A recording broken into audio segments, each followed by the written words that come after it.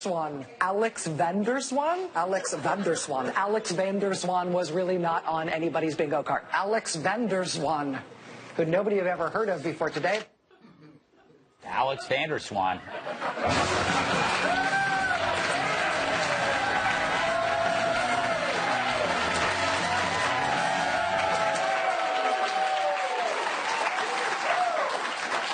He came, he saw, he checked out his hair. By the way, what a nice picture that is. Look at that. I'd love to watch that guy speak. Oh, boy. Let's see.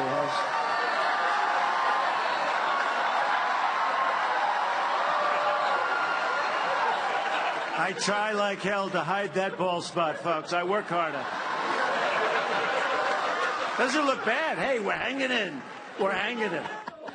It's amazing. That's our president.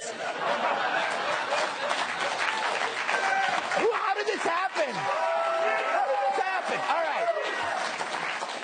But he turned insults about his golden mane into a golden moment.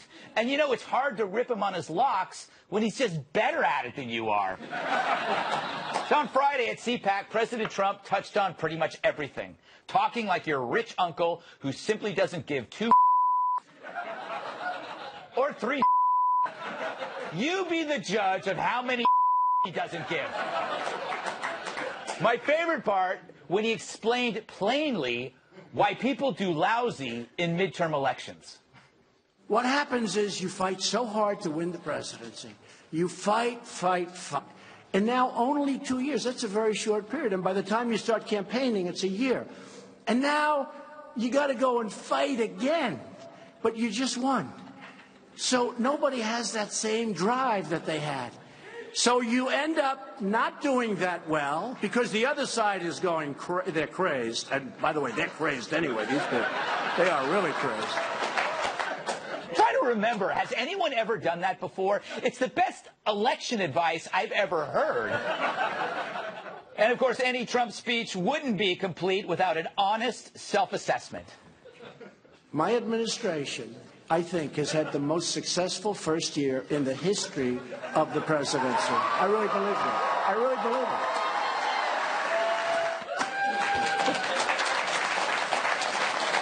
it. You know, always point to a guy in the audience after you make a good point. People love it. About as much as they love digs at the media, and of course, you know who. We have a very crooked media. We had a crooked candidate too, by the way. But we have a very, very crooked media. All right. And just to make sure no one felt left out, Trump made sure to call out walking driftwood sculpture John Kerry. If somebody said death to America while I'm signing an agreement and I'm president, I immediately say, what's going on here, folks? I'm not signing. What's going on? They just kept going. Kerry. Kerry may be the worst negotiator I've ever seen. The worst. Everything's the worst. Or a disgrace.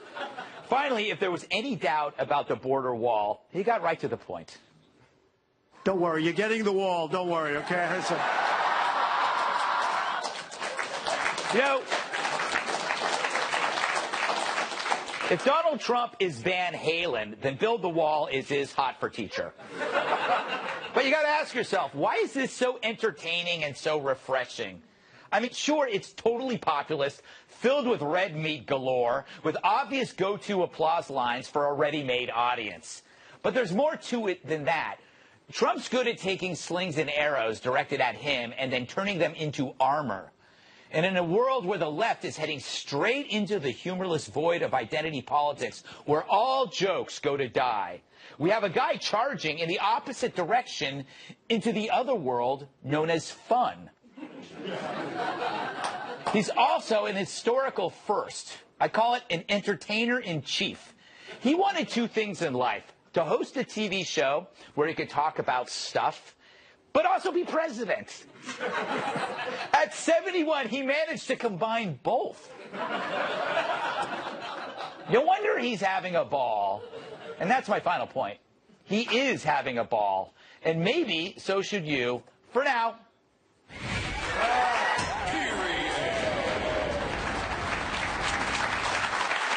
Let's welcome tonight's guest. He is so tough, a bed of nails sleeps on him. Retired U.S. Army Lieutenant Colonel and Fox News contributor Alan West. She is so bright, lighthouses call her for advice. The Federalist staff writer, Bree Payton. And there aren't enough tissues for all of her issues. National Review reporter, Kat Timm. It's okay. And here is an interesting fact. He doesn't own a ladder. Former bodyguard and my massive sidekick, Tyrus.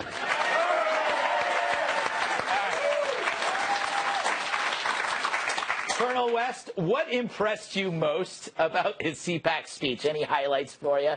Well, yeah, I think the most important thing, if you've ever read Saul Alinsky's Rules for Radicals, and he always talks about how you can use ridicule against your political opposition. And you're absolutely right. This guy, no matter what you throw at him, he takes it and turns it back against them. And they're completely frustrated, as if there's nothing that we can say or do that gets under this guy's skin. Mm-hmm. And so when you look at a person that understands entertainment, he is his best public relations firm, and I think he just had fun at CPAC. He went out there, he told his story. Yes, he did have fun. But, you know, Bree, Colonel West makes a good point about, like, it's always the left that's kind of, like, able to insult. And finally we have, like, you know, Triumph the insult dog as president. Yeah, you're exactly right. I think my favorite, speaking of insults, I think my favorite part was when he called the Democrats out for hating freedom. And I think if there's anything we could learn from the last 8 years, it's that they do that. Or as soon as they get in power, I mean, right now in San Francisco, which is a super leftist commie city. I mean, I'm from California. I know how it is over there, right? Right. And they're going after a crisis pregnancy center because their website ends up on Google at times when they don't like. Right. Okay? So this is the kind of thing we're dealing with. Yeah. And he's calling them out for that. And, you know, I think if the shoe fits, wear it. It's obvious that Democrats want us all to be miserable, and he's just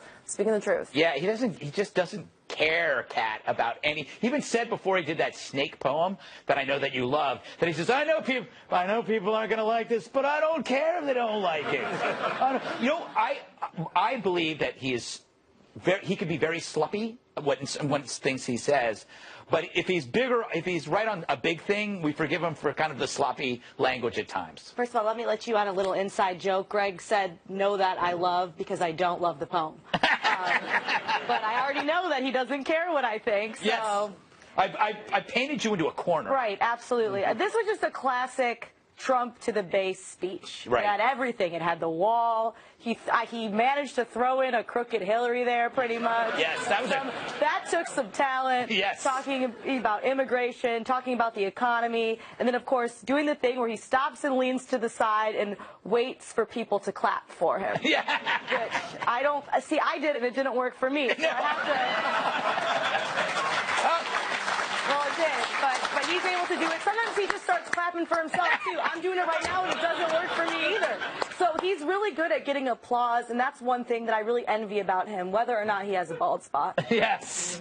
You know, Tyrus, I bet he wishes he could do that every week. He seems to enjoy it, be his thing. Well, he does do that every week. Yeah. And I think that's the part that the super left and the CNN building has got to have a late night meetings. Like, what do we got? He cheats on his wife. He's a Russian spy. None of that works. He doesn't care. He eats at McDonald's and he doesn't care. Did he eat a baby? Can we see if he ate a baby? And we probably would say it was the best baby I ever had. And those of us who haven't had a baby should really try it.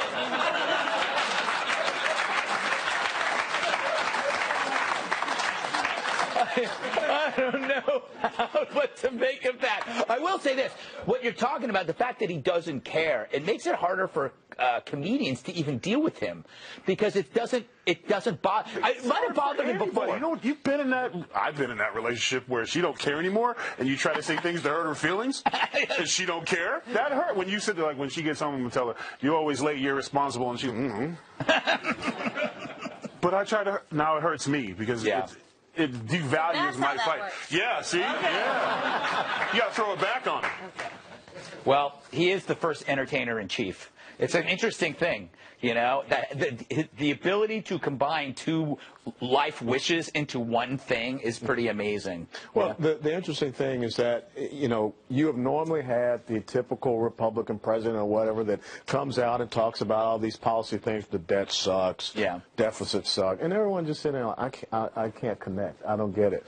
But this guy, he brings people in because they find it funny. They find it engaging. And you know what? They're getting money in their pockets, too. Yeah. On top of that, it's a win-win situation. That's and true. then you trot out someone like a Keith Ellison or Nancy Pelosi or all those CNN folks, and they're Debbie Downers, man. Yeah. I mean, that's what you see. Yeah. All right. And that's an up point to Key.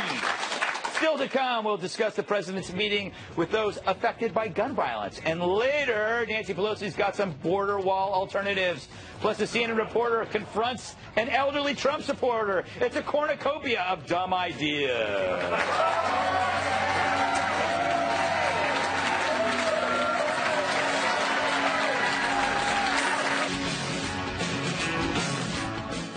On Wednesday afternoon, we saw real progress in the gun debate. The president's meeting didn't feature just emotional testimony, but rational solutions.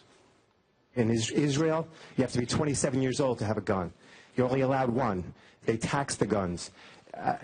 You have to go through significant training. When somebody shows signs of hurting themselves or someone else, you can take their gun away from them. They won't get past point one. They go through the metal detector. Their bag go through the machine. So it was pure civil discourse. Then came CNN's town hall, which wasn't.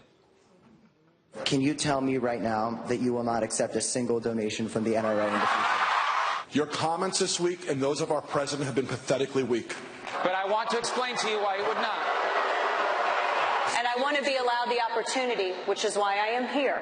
Let me answer the question. Let me answer the question. You can shout me down when I'm finished, but let me answer Emma's question. That's a huge... Wait a second. Wait a second. You guys, if I can't hear her statement, I can't come up with a rebuttal. I don't know, CNN. If booing and heckling helps create dialogue, why not hand out tomatoes, too? But you got what you wanted, a Jerry Springer spectacle that widens the divide, undoing any goodwill made earlier that day. Fact is, if you wanted more people to buy guns, that did the trick. By treating the guests like guilty parties, suddenly a law-abiding person is a killer by association. It's a pattern. The media grabs a hot issue and inflames it. Remember their police shootings narrative? The media slathered that issue with emotion and half-truths, creating a recursive rage spiral. The result, the police ended up pulling back, and crime jumped in some cities. And that somehow shocked the media. Meanwhile, witness the practical solutions coming from the White House and this House. Last week, we mentioned the Civil Tag, a database for madmen based on police, teachers, and students' testimony. If you're in that database, no guns, that's it. And clearly, some very important people heard what Tyrus said as well. When 9/11 happened, the planes hit the towers, airports were changed forever. We got the TSA. Our children are getting hit. It's time to change the schools forever. And there's a population out there, and I checked, they didn't have the new stats out, but last year's stats was 4.3% unemployment for returning veterans to this country. That's 435,000 trained men who have eyes and ears. We need to have them at the schools. TSA needs to be at the school. One way in, one way out. Boy, do we need that. And we need it because we've learned of 3 failures so far. The FBI not responding to tips, the police not acting after many, many visits, officers not pursuing the madmen. No wonder Sheriff Israel deflected the wrath onto Dana Lash. I understand you're standing up for the NRA, and I understand that's what you're supposed to do. But you just told this group of people that you are standing up for them. You're not standing up for them until you say, I want less weapons. Amazing. But it was those errors that led to Trump's bluntness. The teacher would have shot the hell out of him before he knew what happened. Now, the media is going to smirk at that, but that's what you get after a paralysis of analysis. Rational solutions exist, but the media, clouded by their own bias, acts like they've never heard of them before. Instead, they poke fun of Trump's meeting notes. So in the end, compare Trump's meeting and CNN's show trial. Who emerges as the more objective name in news? Maybe CNN should have had more notes.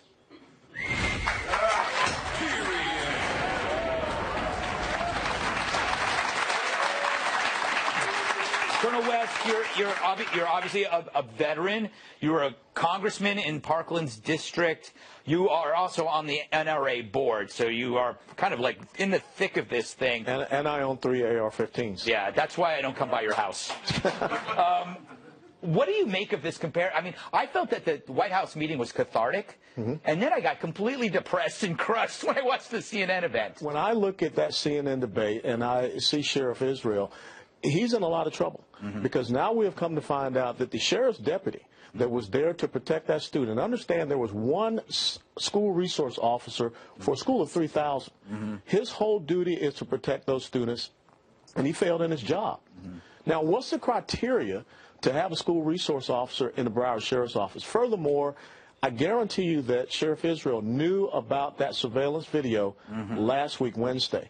And why are we just now finding out about it? What drives me crazy is that I think Sheriff Israel knew a lot of things at that town hall, and that's why he turned it onto Dana Lash, because there was also, I believe, that officer at the school also had been tipped off about this person before, which blows my mind. Tyrus, I swear after you made that suggestion last week that I heard that suggestion almost verbatim all over the place about after 9/11. Please send your checks to Tyrus. No, look, that's just a common sense thing. I would have hoped there would have been more people like, yeah, you know what? But here's the thing. If you don't want solutions, you want arguments. And that's pretty much what we learned this week. The mistake, here's a perfect, the gun thing. And after what we have, people are attacking NRA like it's a 9-foot monster. Yeah. It's the people of the United States, and it's American citizens who are the NRA, not the people on the stage that are getting attacked that night. So you're attacking your own people. So we need to figure that out really quick, that's not the issue, yelling and screaming about guns. I am not a member of the NRA, but I will be joining, sir, ASAP, because I would like to be a part of that argument. But a motivated individual who decides he's going to kill someone or a group of people or a school or rape a woman, that motivated individual is going to accomplish a degree, however. Unmotivated individual, in this case, is the deputy who had at least 2 firearms and a shotgun in his car.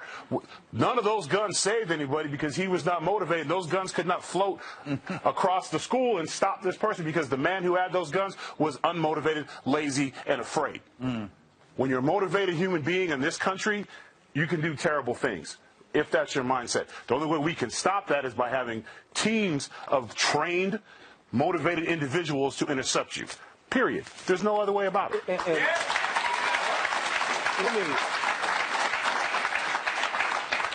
Most people don't know who Stephen Williford is. Stephen Williford was the former NRA-trained weapons instructor who returned fire against the assailant at Sutherland Springs. And he did it with an AR-15. But it's so interesting to me that you never hear that type of story.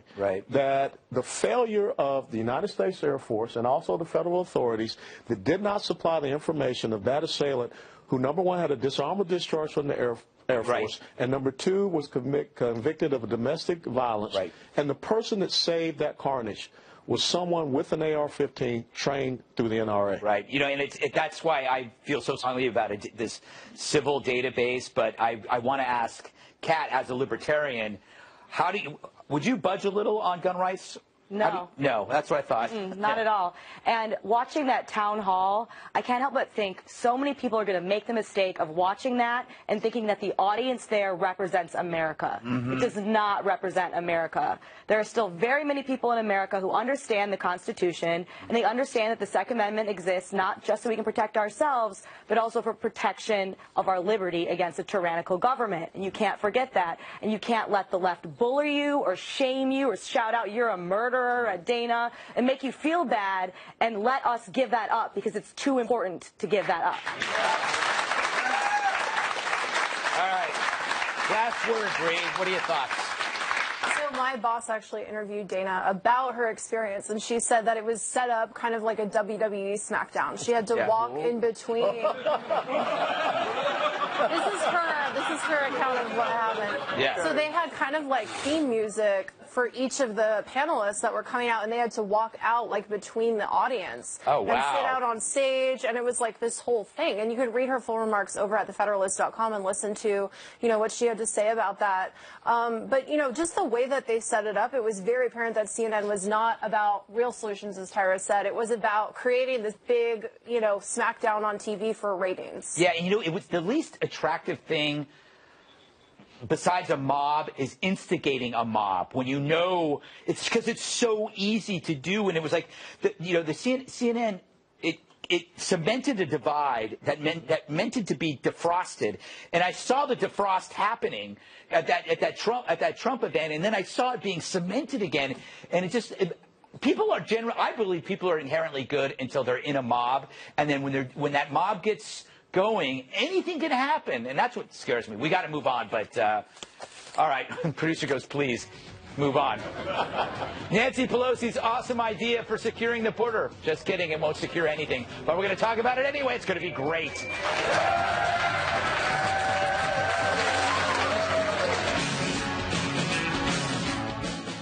She's the former House Speaker, and her ideas couldn't be weaker. I speak of Nancy Pelosi, who on Tuesday listed a number of measures she thinks could curb illegal immigration. Let's sit down and talk this through and see what makes sense. Not some commitment to a promise that we build a wall and Mexico is going to pay for it. That's never going to happen. But let's talk about where a more serious structure might be necessary, where fencing will do, where mowing the grass so that people can't be smuggled through the grass. And that's something about levies, technology, personnel. Mowing the grass. That's a policy plank I can get behind. What's next? Position lemonade stands on the Rio Grande. Make some extra money for the kids. But maybe this mow the grass advice is the kind of battle cry that Democrats need to win big in 2018. It seems to be catching on. Just listen to this chant from one of her own latest town halls. Mow the grass! Mow the grass! Mow the grass! I'm telling you, it's their build the wall. I think there might even have some better ones. Hell no, we will mow! Hell no, we will mow! Hell no, we will mow!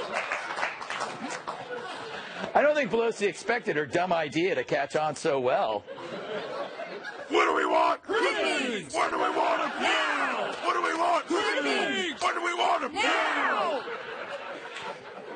We're going to pound this joke into the ground. All right. Bree, I thought it was interesting that she acknowledged that illegal things happen on the border, and then she just went off the rails. Yeah, shocker. Yes. Nancy Pelosi went off the white rails. She's like your blind 90-year-old grandmother trying to use Facebook, but she's like that with everything. You know what I mean? Like just a few weeks ago, she was like, paychecks, how do they work? And here she is, border walls, mowing grass. She doesn't know how any of these things works, and this is probably my favorite thing that she does. Yes, Kat, is this cliched of me to say that this is a perfect comparison of Democrats to Republican, like the alpha versus the beta? Like you have Republicans going, build a wall, and Dems are going, mow the grass. Is that fair? The libertarian thing would be... I've got to give her some credit. Yes. Because I could not think of an idea that stupid if I thought all day long. I'm serious. I'm not a fan of the wall. No. I don't think the wall's going to happen because there just won't be enough votes for the wall. They're just not. Fences will probably be what would happen. I have the solution of removing the welfare incentive so we could save money twice. Oh, good point. That's what I would prefer to do, but... Instead of the wall, you go to the wallette. Yeah. We'll be right back. No, I'm kidding. All right, Tyrus, I think, this is an interesting point. I think it's weird she associates cutting the lawn with Mexico. Now, if she were Republican,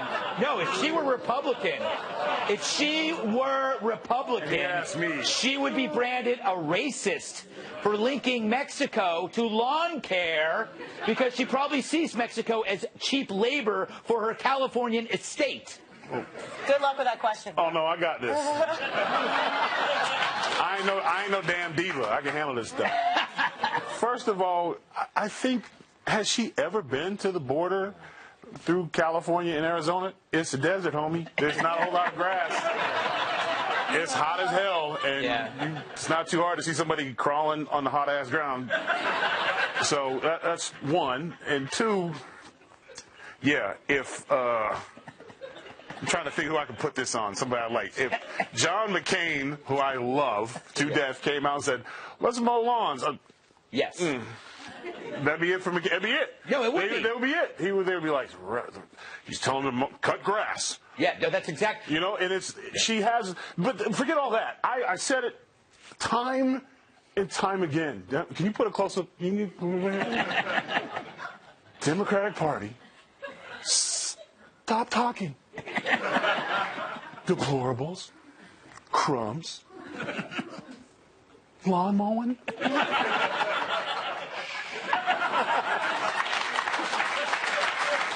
He's right.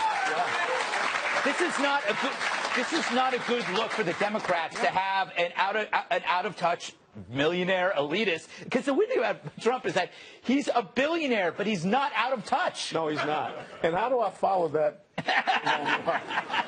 But I don't want her to shut up. Yeah. I want Nancy Pelosi to continue to talk because she is making all the commercial advertisements for September and October and into November for the midterm election. That is true. No. She's the gift that keeps giving. Yes. All right. And a lovely lady. I think a really lovely lady. I always like to add something positive to make people feel nice good. Hair. Nice hair.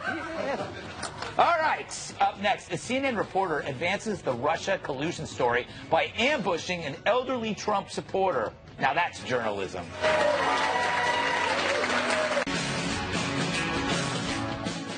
Oh, not again, CNN. So we know from that Mueller indictment that some pro and anti-Trump rallies were organized by the Russians and that Americans unwittingly participated, meaning they went, but they didn't know Russians were behind the events. We know this. Again, that's according to the federal indictment. So in an act reminiscent of a certain 1950s Senate investigation, watch as the CNN reporter shows up at a Trump supporter's house and hounds her for promoting an event on Facebook that turns out was put on by the Russians. They were not Russians. I don't go with the Russians. That group was Russian. I have nothing to do with the Russians. Well, apparently you did. No. Maybe you didn't know it, but you did. Those people that were with me were all Trump supporters. Very, very much so. And all apparently following the direction of groups that were associated with Russians who were actually infiltrating. BS. And please report that. I don't believe that. That's I know all the people that were with me, okay? They were at my meetings. They're all Trump supporters, okay? Mm-hmm. But did you realize that you guys were in communication electronically with Russians? Me. Oh my, what an Hey, bro, McCarthy, take it down a notch. Anyway, dude, your network, CNN, breathlessly covered the anti-Trump rallies that were held after the 2016 election. And guess who organized them? It wasn't Menudo. So instead of pointing fingers at the Russians who did all this, we're pointing fingers at each other, which is exactly what the Russians want. I just wish Russia would spend less time in our business and more time keeping their tanks upright.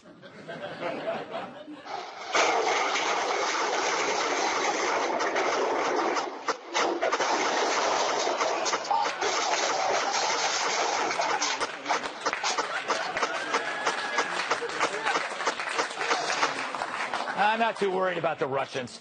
Colonel West, shouldn't CNN need to go on when you get too involved in work, you need to go take a a sabbatical? Yeah. Shouldn't the entire network take a sabbatical, go on a Carnival cruise? Yeah. One of those Carnival cruises where the engine, goes kaput and they're just stuck out at sea. And we should not send any resources or anything to get them back in. Just leave them out there. It's so interesting to me listening to this because the person that organizes these women's marches by the name of Linda Sarsour. Of course. Linda Sarsour called for jihad against the White House. Right. But nothing is said about that. Or the fact that the only people that have done any collusion, any ties with the Russians, Christopher Steele, Fusion GPS, Bruce Orr, Hillary Clinton's campaign, and the DNC. But yet they want to go and harass some lady out there. It's incredible. Okay, Kat, I know this. You hate this guy. Well, you don't know him. Maybe you get to know him and you might like him. I'm thinking a new show called Ambush with CNN. They just show up at a citizen's house and they chastise them on recycling and a non-electric car, and maybe it has a Trump bumper sticker. Right. Leave the little old lady trying to use the internet alone. Earlier that day, she probably got all excited because she had a pop-up on her computer telling her she won a free cruise to Aruba. You know, she probably actually reprised those emails like, "Oh, honey, I have a rich relative in West Africa. He said he's going to send me $1 million. All I have to do is put in all my checking information." She's very old and very nice, and at least she knows how to use the internet, which a lot of grandmas don't. Give her a break. Leave her alone. All right. Bree, again, I think this could be a good TV show. Brian Stelter, who is the nation's hall monitor, could host it. We go now to, I don't know, Allentown, Pennsylvania, where we believe somebody is watching porn. You know, I mean, usually the things that bother you most in other people are things that are problems with yourself. Yes. And in this case, this is so as you pointed out earlier, CNN was the one that was pushing the, Russia fake news, troll mob stuff that they wanted to do. And then they find this one lady who's like, did the same thing that they did to a way lesser degree, and they're going wild and chasing after her. Yeah. And I think, honestly, CNN is totally fine with licking Putin's boots, because I agree with you that this is what Russia wants. Russia wants us to question our electoral system and question one another and go after one another like that. And I think that they're completely happy to lick Putin's boots if it means that they get to throw a cheap shot at Trump supporters. Yeah, definitely. All right, Tyrus, last word to you. I wish he would have came to my door.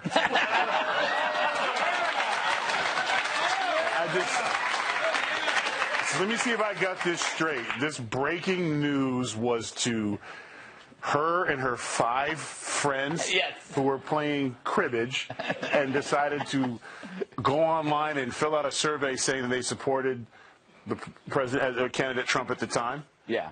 That's your story. Yeah. Does it really matter where it came from? Yeah. They were. Go call Facebook. How could you let this happen? These women are playing cribbage or canasta, whatever they do, and you allowed Russians to send information to the computer. Go after Facebook. Yeah. Go after Google. Don't after the people that they saw information that they supported and that they believed in and it was provided, because Russia was on everybody's team. Yeah. That was the thing, everybody's team. They were sending all kinds of stuff out. So he probably belonged to something. Probably that online dating app he was on before he got there was probably by them. So he ain't so clean either. Yeah. I guarantee. Let's check your computer history, bruh. Yeah. Bet there'd be some breaking news in there. Good point. Also, would be funny just to film people showing up at your house, Cyrus. I would like that show. I mean, I'm gonna welcome you in. Come on in. Have a seat. Yes. Sign here. Thank you so much. All right, head or gut. Up next, don't miss our Winter Olympics roundup. You snooze, you lose.